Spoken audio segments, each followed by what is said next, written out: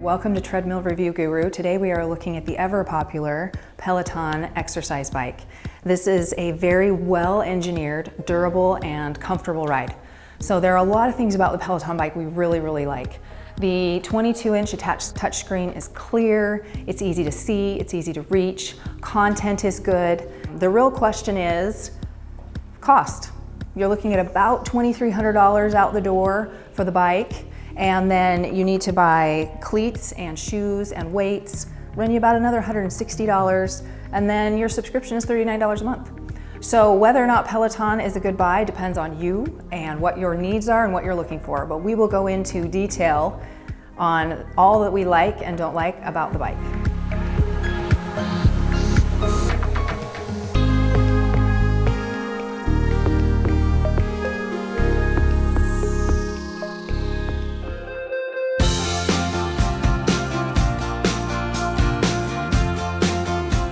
First, let's take a look at the construction. So this is a very solid, well-engineered spin bike. All of your internal frame is corrosion-resistant steel. And so it really feels sturdy as you both sit on it. It doesn't rock side to side. You have rear and front stabilizer, which kind of stabilizes your balance on the bike. And then one thing that I really like is underneath each stabilizer, you can kind of see you have these leveling feet. You've got 3 on the back and 3 on the front. They're all adjustable, which is actually pretty unusual. On some of our other bikes, only the rear 2 are adjustable, but on the Peloton bike, you've got 6 adjustable leveling feet, which really helps enhance your stability. Most people's floors, you'll have a low or a high spot just here or there, and this makes it so that you can really get a really good balanced feel on the bike. So your drive system is comprised of your pedal crank, which is back here, the belt drive, which connects the pedal crank to the flywheel. It's very smooth, and I'm gonna pedal just for a minute and you can listen. There's literally no noise. So the belt is made of a compressed rubber, which is really smooth as it rotates. The pedals are nice and tight, and your flywheel, you have a 30-pound flywheel. And what that means is that the flywheel, as you can see, will gain and maintain inertia. So it keeps spinning. And what that does is it makes it so that when you're spinning, when you're really working hard, you have a smooth pedal stroke. There's no heaviness in the back end because it takes a minute for the flywheel to catch up with your momentum. So typically, the heavier the flywheel, the better. You'll see about 50-pound flywheels on like commercial gym exercise bikes. 30 pounds is pretty much perfect for a home exercise bike. It is inertia enhanced, so it'll maintain that nice smooth motion. And then the belt drive keeps it absolutely silent. You also have magnetic resistance. So the way that that works is you've got magnets that oppose the motion of the flywheel.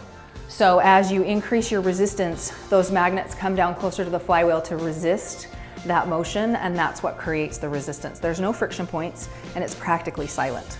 So we love magnetic resistance. I would expect it on a bike of this quality. It just keeps it really smooth and really quiet.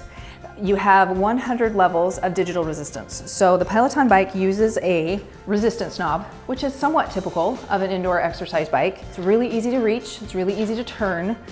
And I don't love that there's no markings on the knob itself to let you know plus or minus or whatever, but you figure it out pretty quick. You turn it right to increase, turn it left to decrease.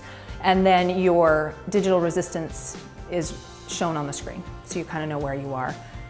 Initially, I was thinking 100 levels was a lot, but the way that the Peloton instructors use it is they kind of use it in segments of 10. So an instructor will say, right now we want to be between 35 and 45, or between 75 and 85. So they kind of give you a range, and then within that range, you have those micro levels that you can adjust to. So it works really well. I really like that. And the knob feels really good in your hand. It also works as a brake. If you press down on that knob, it will stop your flywheel. So let's take a look at your pedals. The Peloton bike comes standard with pedals that are compatible with Delta look cleats. It's a clip-in shoe that locks down into the pedal itself. The advantage of this is when you're on the bike and you're spinning, you're connected with the bike. So you can pull up on the top of that rotation, engage your anterior muscles, you can press down on the back, It makes your pedal stroke more fluid, you're more connected with the bike, you can generate more power, and your shoe doesn't come out halfway through. The negative is you gotta buy the shoes and the cleats. So you can buy them from Peloton, you can get your own shoes and buy the Delta Look cleats yourself if you want, but there is a little bit of an added expense as far as that goes. The other thing is this is not a typical pedal that you would find on an indoor exercise bike. Typically those use the SPDs, which is a different clip, it's a little smaller. So just be aware if you're used to taking indoor spin classes, this is probably going to be a different cleat than you already own. So just something to be aware of. I am impressed with this Peloton seat. It is a narrow racing saddle. It gives you a nice pedal stroke on either side. There's fewer friction points, which helps reduce saddle soreness. The other thing is the surface is nice and slick, so it doesn't absorb moisture. It's easy to clean off. You've got some just nice ergonomics on the seat. And together the seat and just the overall geometry is really quite comfortable. The handlebars is another thing I love on the Peloton bike. You've got one horizontal bar and then you've got a stacked bar here with an arrow arc at the top, and then you've got your vertical grips. So for me, it gives me multiple positions to kind of rest. Because this is a studio bike where the seat and the handlebars are roughly in line with each other, you have more of a forward position, forward leaning position. So having this extra bar really gives you more places to hang on and to rest those forearms. So comfortable handlebars, they do have kind of a coating on them that repels sweat, is easy to clean off. It's not easily punctured, so your durability is pretty good, and then your seat is quite comfortable. One thing that gives me just a little bit of concern is, while I really like the screen, you've got external wiring back here that's just connected with a strap. This is the standard design. So it's not designed with internal wiring, where the wiring comes down on the inside of the frame. It does kind of hang loose here at the front. If you have kids, it could be a bit of an issue. So that's just one thing to be aware of, that your wiring kind of hangs down that way. So the bike, for being as well engineered as it is and as sturdy, it really doesn't weigh that much. The whole bike itself is 135 pounds, really isn't bad. The screen itself is 10, so the bike frame is 125. There are wheels on the front stabilizer, so when you want to move it, you arc it forward. Make sure you've removed your weights first. I can't tell you how many times I've gone to move the bike and I forget to move the weights and they come crashing down towards the screen, towards my toes. Don't do that. Take the weights off first, pivot the bike, and then it's relatively easy to just kind of roll in and out of position. Your overall footprint, it's 59 inches from the longest point to the back of these cages. It is 23 inches wide and 53 inches high. So really, for a piece of exercise equipment, it doesn't take up that much space. The max weight that it will support is 305 pounds. You do have multiple points of adjustment. So these are pop pins. So you press down and you can release the tension. And then when you do, you can move your seat forward and back. So this is considered forward and aft adjustment here. And I'll put that right there. And then the nice thing with these pop pins is if it's like that and you want to move it, you just press and you can click it up like that. So you can also raise and lower the seat here. So you've got two saddle adjustments, and then you can lift and lower the handlebar post. One thing that would be nice, especially for taller riders, would be to have forward and aft positioning on the handlebar stem. You don't. The handlebar is locked in position here, so you really can only raise or lower it. Some taller riders may find this geometry a little tight, so you might want to check out sizing first. Peloton says that riders between 4'11" and 6'5" should fit on the bike. If you're on one of those ends, just make sure and maybe test a bike out at a studio and make sure the sizing is right for you. So our final thing is the warranty. That's one thing that kind of gives me a little pause on this bike. You have a 1-year limited parts and labor warranty. So for the amount of money that you're spending on the bike, the warranty isn't overly extensive. So that's one thing. You can look into an extended warranty, but that's one thing that kind of gives me pause a little bit, is on a bike of this, at this price point, probably expect a little more of a warranty.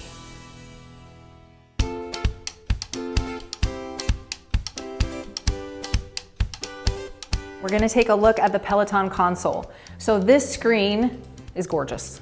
I love it. It's got a minimal bevel. You've got really nice, crisp graphics. The resolution is very nice. Of all of the workout equipment that I've tested and all the screens, I like the Peloton screen. It's very nice.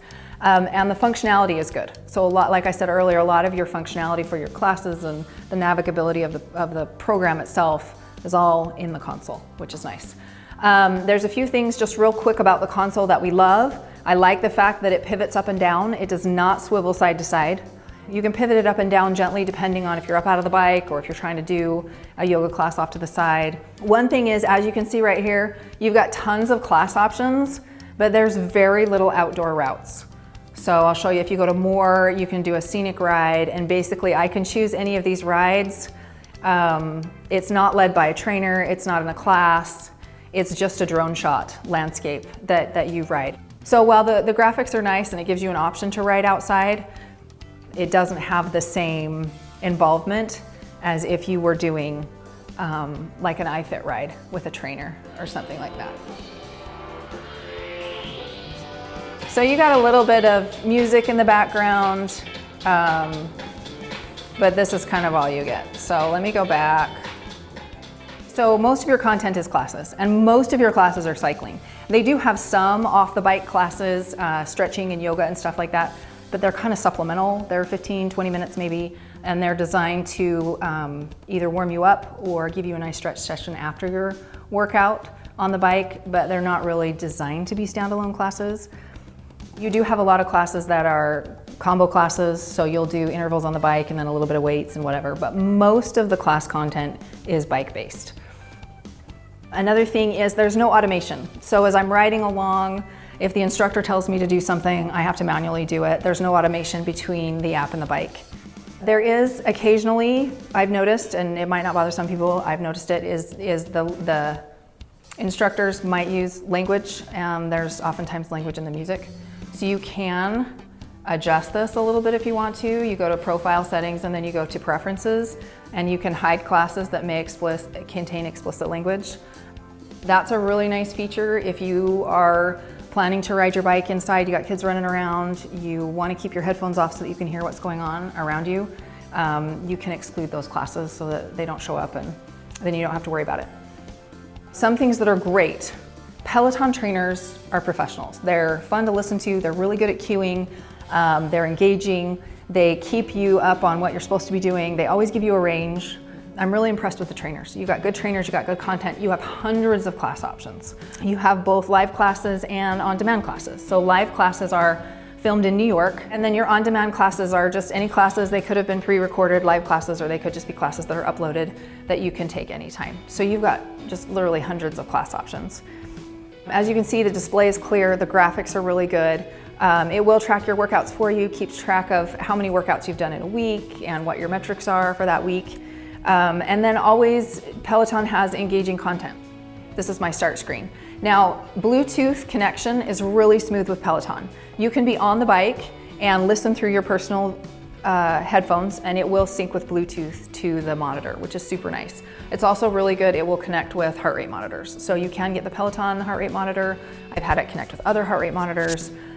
So the Bluetooth connectivity is really good. Also, you can cast from the screen. So if you have smart TV, you can go into settings and cast, and it'll show up on your smart TV, which is really nice if maybe you're doing one of those off the bike classes or something like that. You do have the option to cast off the screen. One drawback that I don't love is the speakers are in the back. So it's kind of weird. If you set your bike up in a room and you want to face into the room, then just be aware that your volume is going to project into the room. If you set your bike up in a corner or against a wall, you'll probably get a little bit of rebound sound, but the speakers aren't the best, they're fine, and they're on the back of the screen. All right, so right there on the side, you've got your volume control. You can go up or down. You can choose the original mix. Let's say I want more instructor, but less music. You can turn the music down, turn the instructor up. So I'm gonna turn it all the way off right now, just so that we can talk. But you can see the screen. You've got cadence, output, resistance, and then over here you've got your leaderboard. You can filter the leaderboard. So if you want to filter it by all time or here now, just me, gender, age group, and then if you don't like the leaderboard, you can just swipe it to the side. Your metrics are down below, and you do have closed captioning in a lot of the classes, which is really a nice thing. That's the one thing that Peloton's done a really good job, is just creating a community, and people really enjoy being part of that community. So I'm gonna hop on my bike and kind of just show you a little bit of the navigation here within the app itself, so you can kind of get an idea of how it works and how it's laid out.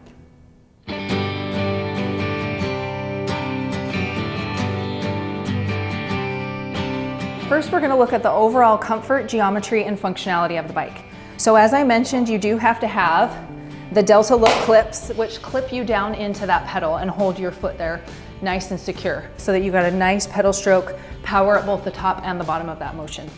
As you can hear, or hear nothing, there's very little noise while pedaling. The flywheel is silent, the magnetic resistance is silent. Even if I turn my resistance up all the way, you don't hear any more noise. So there's no friction noise, which is really nice for when you're riding indoors. You plug in your headphones and you can ride silent. So it's great if you work out at home and have people around. So the magnetic resistance is very quiet and silent. The flywheel is smooth. The one thing you'll notice on this bike is almost all the functionality has been streamlined into the console. So there's not even a button here on the knob or any sort of markings to let you know where you are, how high your resistance is. It's very simple and streamlined. In some ways, that keeps it really sleek and simple. In other ways, there are some times when it would be nice to have a little more functionality built into the bike frame itself. For example, on the tread, it also uses a resistance knob, but it has a jump button in the middle, which will jump you 10 levels to the next increment. Personally, I would love to see something like that on here. It's a little imprecise. So if the trainer, which typically they will give you a range, which is nice, but if they say you want to go to 35, you have to play with it a little. I go over, oh, I need to go back, and then I kind of toggle it a little till I find 35. So there's a little bit of functionality that's impeded with the way that the resistance knob is calibrated. You do have 3 presets that you can select on the screen, but they're not, you kind of set them how you want them. So, and it might vary depending on the ride you're doing. So you do have that option. There's only 3 of them. I would love to see a jump button that jumps you 10. I think that would be really nice. Just keep that precise movement between those levels, because at 100 levels, you're kind of working in ranges. So if you're familiar with Peloton programming, you already know the Peloton instructor will tell you where to set your resistance. And then you set it there and you ride at that resistance until they tell you to do something different. Other programs have automated resistance, where the resistance is automatically adjusted in the program. So I can just ride, and when the trainer says we're going to level 45 resistance, my bike will automatically go to that resistance. So I don't have to worry about navigating all the controls all the time. I can just ride. Peloton doesn't have that functionality. It would be nice to see. The other thing that it doesn't have is this bike sits securely on the ground. So you can see the frame is really stable and balanced, but there's no incline or decline on the bike, which isn't something, it's a kind of a new innovation that we see.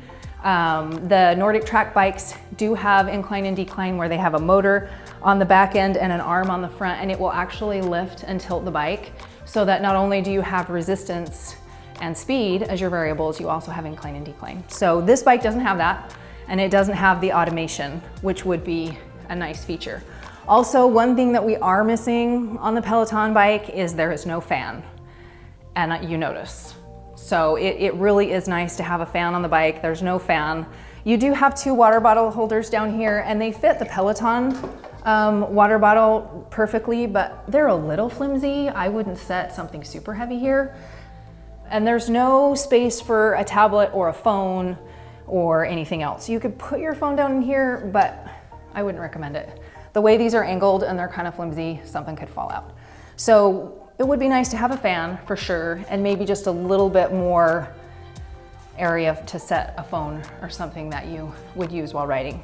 So looking at your handlebars, You've got a nice vertical angle right here, which really gives you a comfortable forward position. The only problem is it comes really close to the screen. So even though the screen pivots up and down, it will only go about that high and then you drop it back down. Your depth from your rear horizontal bar to the screen is about 12 inches. So it's not a lot of headspace, especially if you're up here out of the saddle working hard. It can feel like you're kind of close to that screen. You've got 18 inches of span, which is a good distance. So smaller riders with narrower shoulders can keep their hands in here on that center arc. Taller riders with wider shoulders, you've got options. I love the stacked horizontal bars. As I mentioned before, that's something that's really nice on these handlebars. Let me hop off real quick and show you. So you've got 24 inches from your seat post to your handlebar post. Now you'll notice on this bike, these two posts are parallel to each other. So if you raise the handlebars and if you raise the saddle, your geometry stays roughly the same right here. You can get a little more length if you scoot that seat back, but your length is set between your handlebar post and your seat post, and that's 24 inches. So you got 24 here, 18 here, 12 to the screen.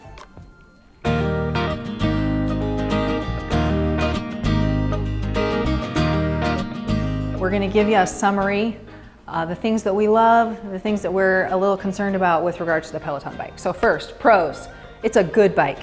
It's comfortable, it's well built, the engineering is solid. I love the uprights with the leveling feet underneath. I always feel really stable when I'm on this bike.